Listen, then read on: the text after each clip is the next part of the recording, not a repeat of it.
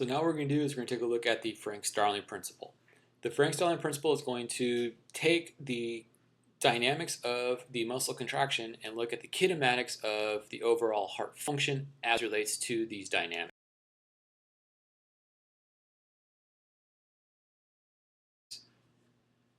So it goes back to what is going on in terms of autoregulation and autorhythmicity, in terms of what overlaps between the electrical activity within the heart and the actual muscle kinematics of the heart, allowing for fluid to flow during systole.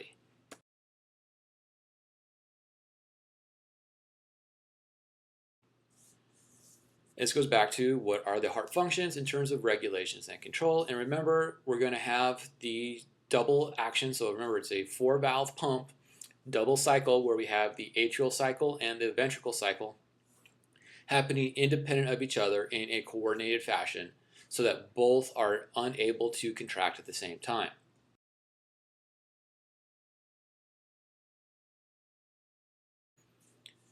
Part of this has to deal with in terms of how well can we pass the electrical current through the heart, starting from the SA node through the internodal branches, down to the AV node, through the bundle of His, down the bundle branches, and out to the Purkinje fiber.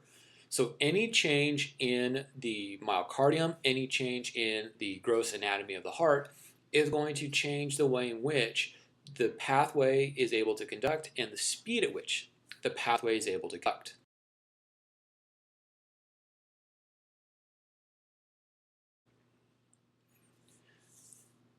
Anytime that we're going to change the speed at which this pathway is going to conduct, what we're going to do is we're not necessarily going to change how long does it take for the heart to undergo its depolarization moment. What we will do is we will look at how long does it take for the heart to undergo the contraction following the depolarization moment. So the depolarization wave isn't really going to change that much. The timing will change, but the sequence of events in terms of the P, Q, R, S, and T and the angulation of each doesn't change. Now the R may be a little bit steeper based off of how much myocardium is there.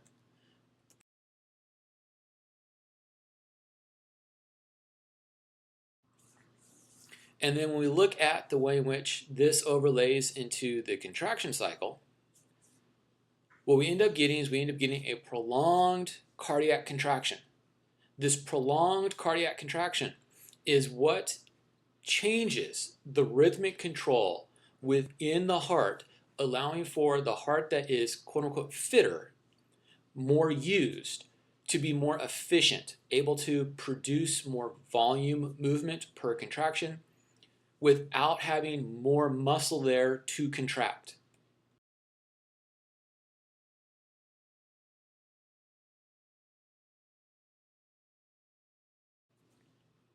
So what is the actual rhythmic control? So the rhythmic control is based off of the Frank-Starling law. And the principle states that there's a length-tension relationship within the cardiac muscle. It's the same length tension that we saw within the skeletal muscle as relates to the preload concept. Now once again, we don't want to be too stretched one way, we don't want to be too stretched the other way. What we want to do is we want to be able to stretch the muscle slightly so that all of the elastic tissue that is found within and around the muscle is able to provide a passive return of potential energy, spring potential energy, into the contraction. What this does is this allows for greater contraction force, but less actual active muscle. This change is going to lead to adaptations within the heart based off of the efficiency of it. That is, how close can I get to that 80% EF in terms of the amount of ejection.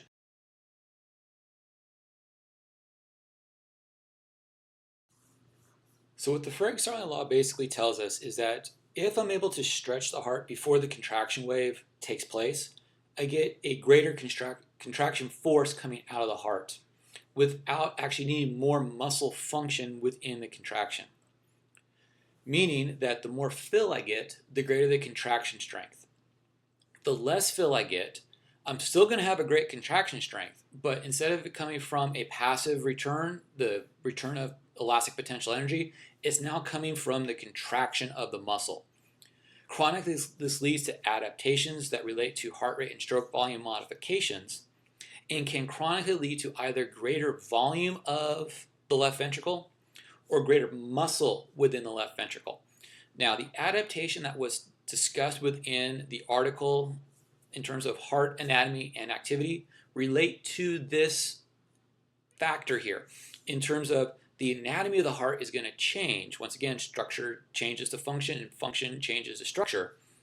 That is going to impact overall relationships between venous return, heart rate, stroke volume, and total peripheral resistance in terms of the kinematics of the heart.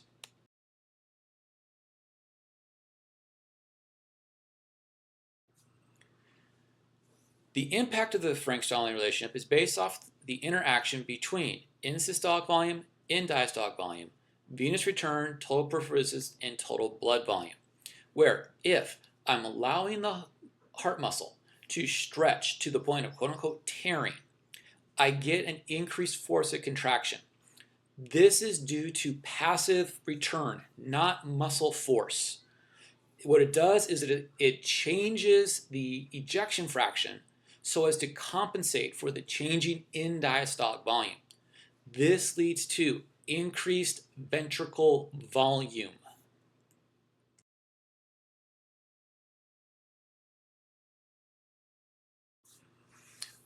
On the other end, if instead of allowing for it to continually to stretch, I now have to pump against more and more and more peripheral resistance, I'm now going to have a compensation where I now need more muscle force to move the same volume of blood, the same stroke volume.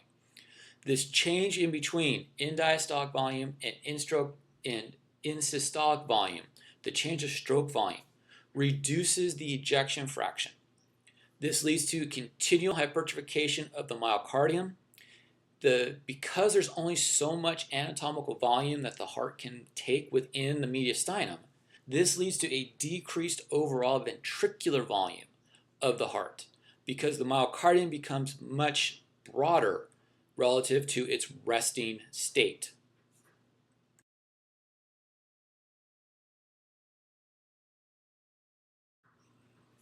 So with increased stroke volume and ejection fraction, we get an increase of cardiac functions, larger ventricles. This is due to needing to compensate for the changing of venous return. We also see a change with hormonal activity and a change of autonomic tone, where the fitter the person is, the more aerobically active the person is, the more active in general the person is, the more eased they are, the lower their autonomic tone happens to be, the more parasympathetic they happen to be. On the opposite end, if I have greater total peripheral resistance with accompanying stress hormones, the ventricular force that is necessary to overcome that peripheral resistance causes the ventricle to undergo hypertrophication. This hypertrophication reduces the volume available to the ventricle and thereby reduces the amount of stroke volume that I can have. Now, this change due to total peripheral resistance, we have a name for it. It's referred to as left ventricular hypertrophication. Left ventricular hypertrophication, we have to be very careful with because there are distinct populations that are more predisposed to ventricular hypertrophication than others. People who are highly sedentary will have greater total peripheral resistance due to low compliance of the arteries. People who are athletic, particularly athletic individuals who do a lot of power activity, end up having increased total peripheral resistance during those activities and can lead to left ventricular hypertrophication if all they do are strength, non-endurance activities. The last bit of people who are predisposed to this are people who have a genetic predisposition known as the actin 3 SNP mutation. This mutation allows the person to have greater fast twitch muscle fibers. One of the effects of having the greater fast twitch muscle fibers is that the cardiac muscle behaves more as a 2X fiber as opposed to a 2A fiber, which means it's more prone to hypertrophication. This can become problematic due to narrowing of genetic pool within the United States due to selective uh, sect breeding, as meaning interrelationships between people within a small community, where this actin 3 got fixed. It then spread out within the population. One of the ways that we can determine if someone happens to have this predisposition and fits into the athletic individual category is we can actually listen to the heart sounds if they have consistent and static murmurs within the aorta. It's an indication of possibly having left ventricular hypertrophication. When we do this with the echocardiogram, we will notice that that person has a smaller volume within the left ventricle. Those two categories put together means that just like with the person who has sickle cell trait, we have to unfortunately tell the person that they cannot be active. People with left ventricular hypertrophication that are excessively active are predisposed to sudden athlete death syndrome.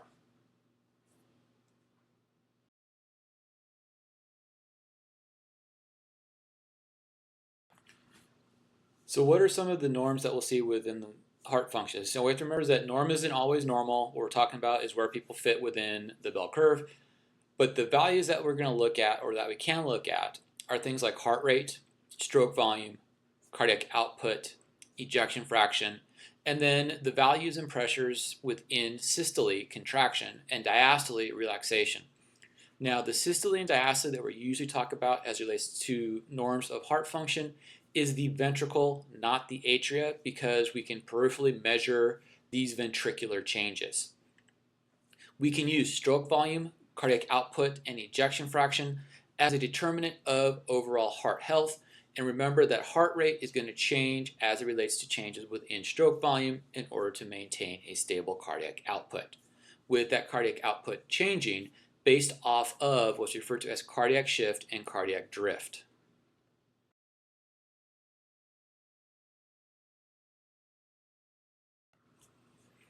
So what's going to determine overall heart functions? Well, it's all about bulk flow.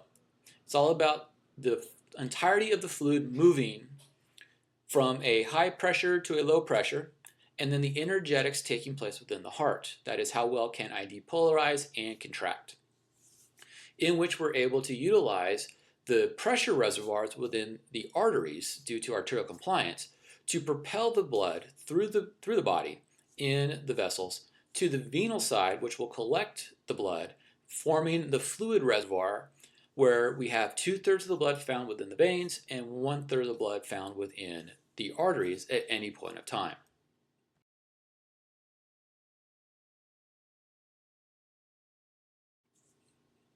So let's take a look at this in terms of a outward flow. So things that are going to affect venous return are things like peripheral tone, gravity, that is what position is the body in, muscle pump, that is, are we actively contracting around the veins in order to propel blood back towards the right atria, and then total blood volume. And things that are going to affect total blood volume are things like hydration status, injury, illness. Anything that's going to affect fluid volume is going to affect total blood volume.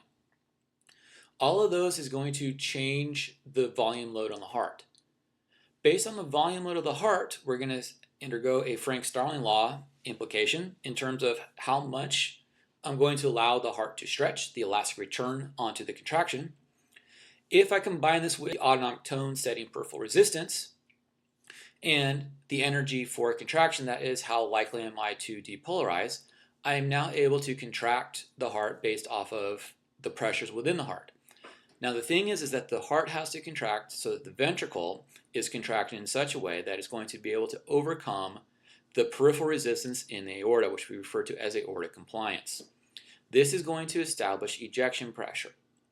The ejection pressure is going to establish the stroke volume. That is how much blood can get propelled by the ventricle out into the aorta in order, based off of the pressure wave within the ventricle overcoming the pressure resisting the flow into the aorta.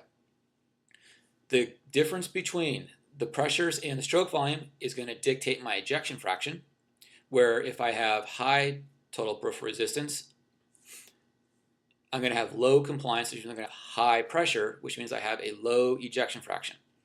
If, on the other hand, I have low peripheral resistance or normal peripheral resistance, I'm going to have higher aortic compliance and thereby have lower pressures, which means I'm going to have a higher ejection fraction. If I combine the ability to move fluid, stroke volume, with the number of times that I'm cycling the heart rate, then I get my cardiac output. And this is where we get the relationship, where a high stroke volume leads to a low heart rate, and a low stroke volume leads to a high heart rate. Something we have to remember in the next few slides as we see the baroreceptive response and then the cardiac drift issue.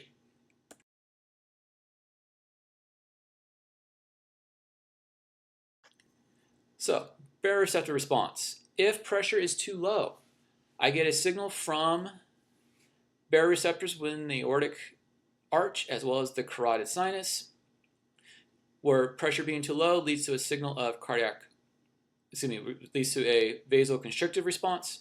This vasoconstrictive response causes an increase of lumen resistance, increase of pressure.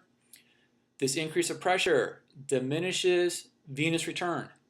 If I diminish venous return, that means I'm going to diminish stroke volume, which means I'm going to have a cardiac drift, a change of heart rate in response to changing of venous return and stroke volume. Heart rate does not change for any other reason except for a change of stroke volume and venous return.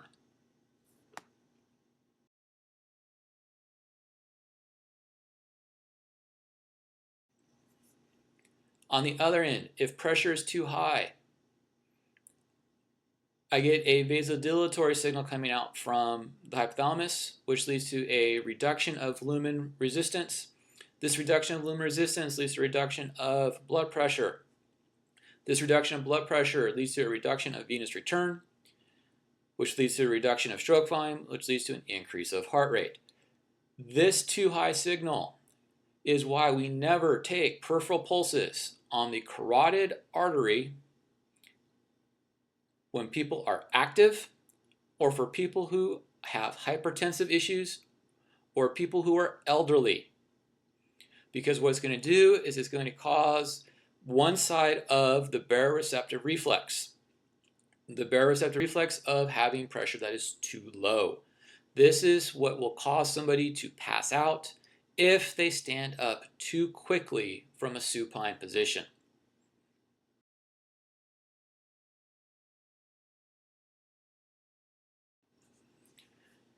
So the other thing that we look at here is what's referred to as the cardiac shift. So the cardiac shift is where activity leads to changes of afferent signal. The changes of afferent signal leads to a change in autonomic and neuroendocrine signaling, which causes a change in blood flow to the skin, blood flow to the brain, to the cerebral cortex, blood flow to active tissue, and a compensatory reduction to the splanchnic, to the renals, and to the non-active tissue. The problem is that the shift towards the active tissue is much greater than the shift away from the active tissue, and we only have so much fluid. We only have 5 to 6 liters. This 5 to 6 liters now has to make up 24 liters in order to compensate for these changes. Because of that, we're going to see something come out of this shift, this change of where blood is flowing peripherally. So what are we going to see?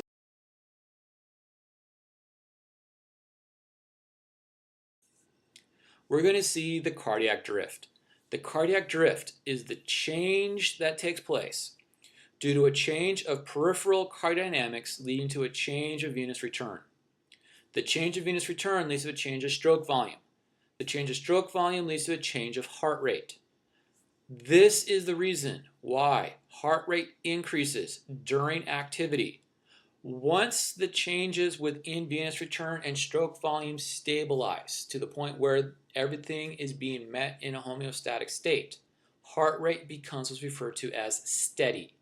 Now, it doesn't mean that the heart rate's not going to change. It just means that we're not going to see big fluxes within the heart rate.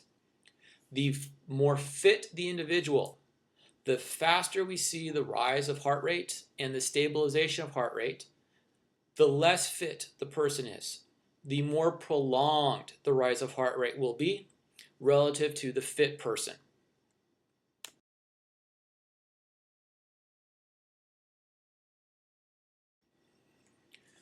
So, 4 questions to think about.